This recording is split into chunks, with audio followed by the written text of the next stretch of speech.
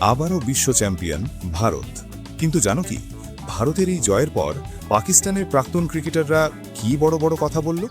কেউ দিল বড় প্রশংসা, আবার কেউ নিজের বডির উপরেই ঝাড়ল রাগ। শেষে একজন তো সরাসরি বলে দিল, আজকের যুগের অস্ট্রেলিয়া হলো ভারত। তাহলে কে কি বলল, কে রাগলো, কে হাসলো, সবকিছু তোমাদেরকে জানাতে যাচ্ছি এই একটি ভিডিওতে। তবে তার আগে তুমি যদি ভারতীয় দলের এই টি-20 বিশ্বকাপ 2026 জিতায় খুশি হয়ে থাকো, তাহলে কমেন্টে অবশ্যই জানাবে। তো টিম ইন্ডিয়া আবার ইতিহাস লিখেছে। তৃতীয়বারের মতো টি-20 বিশ্বকাপ জিতে বিশ্ব চ্যাম্পিয়ন হয়েছে ভারত। আহমেদাবাদের মাঠে নিউজিল্যান্ডকে হারিয়ে ট্রফি নিজেদের করে নিয়েছে টিম ইন্ডিয়া। এই জয়ের পর সারা পৃথিবী থেকেই আসছে অভিনন্দন। আর অবাক করার মতো বিষয় হল, পাকিস্তানের প্রাক্তন ক্রিকেটাররাও ভারতের প্রশংসায় পঞ্চমুখ। চলো সবার প্রথমে দেখি যে শোয়েব আখতার ঠিক কী বলল ভারতীয় দলের এই বিশাল জিতের পর।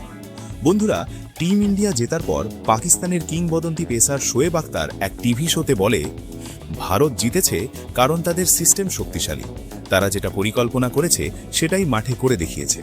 গৌতম গম্ভীর তরুণদের নিয়ে এই বিশ্বকাপ জিতেছে। তিনি আরও বলেন, ভারতের খেলোয়াড়রা সিনিয়রদের খুব সম্মান করে। এমনকি তিনি পাকিস্তান ক্রিকেট বোর্ডকে পরামর্শ দিয়েছে, ভারতের সিস্টেম থেকে শেখা উচিত। এরপর শাহিদ আফ্রিদির প্রশংসা।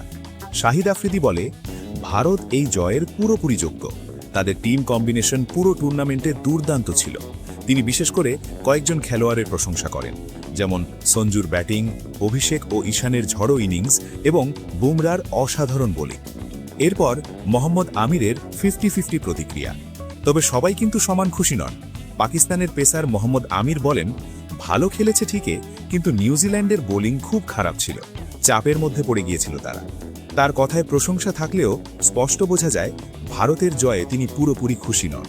অন্যদিকে মোহাম্মদ হাফিজ বলেন, গত কয়েক বছরে ভারতের মানসিকতা ও পরিকল্পনা অসাধারণ। 2024 থেকে 2026 সালের মধ্যে তারা 4টি বড় ট্রফি জিতেছে। তার মতে এই ভারতীয় দল এখনকার যুগের অস্ট্রেলিয়ার মতোই শক্তিশালী। আহমেদ শেহজাদ বলেন, ভারতের কাছে অসাধারণ ট্যালেন্ট আছে। সঞ্জু ও ঈশান দারুণ উদাহরণ তৈরি করেছে। তিনি আরও বলেন, আমাদের দেশেও ট্যালেন্ট আছে, কিন্তু আমাদের বোর্ডে সেই ক্ষমতা নেই যে ঠিকভাবে খেলোয়াড়দের তুলে আনবে। সব মিলিয়ে একটা বিষয় পরিষ্কার, আজ পৃথিবীর যেখানেই ক্রিকেট প্রেমী থাকুক না কেন, টিম ইন্ডিয়ার এই জয়কে সবাই সম্মান জানাচ্ছে। এখন তোমাদের কাছে প্রশ্ন, এই বিশ্বকাপে টিম ইন্ডিয়ার সবচেয়ে স্মরণীয় মুহূর্ত কোনটা? কমেন্ট করে অবশ্যই জানাও।